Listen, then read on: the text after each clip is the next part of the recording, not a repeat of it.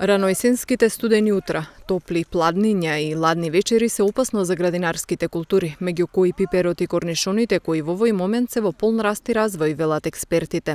Според нив, ваквите температурни амплитуди ќе доведат до заладување на почвата. Со тоа ќе се оневозможи правилната размена на хранливи материи, што пак ќе го стопира растот на градинарските култури и ќе го оневозможи добриот квалитет и квантитет на плодовите.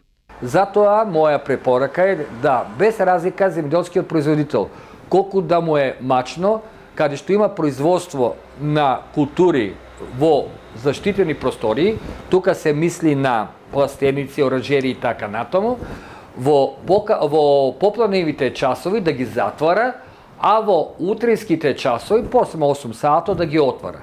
Нормално, дел од нив ќе се побунат, мислејќи дека тоа ќе предизвика како резултат на појава на влага, појава на болести, но знаеме дека со заштита на растенијата, оваа појава се избегнува. Значи, подобро е да ги затварате сега во овој период фолиите, односно оранжериите, во попладневите часови, кога е се уште топло, каде што ќе се овозможи да се одржува една топлина и на самата почва, него да продолжите да ги оставате и да ги изложувате на утрински температури кои што често пати се движат околу плюс 10 степени или под плюс 10 степени Целзиусови, а знаеме дека и кај пиперката, и кај краставиците, кај што се и корнишоните во таа фамилија, група, минимални температури за нормален раст и развој се движат околу плюс 15 степени Целзиусови.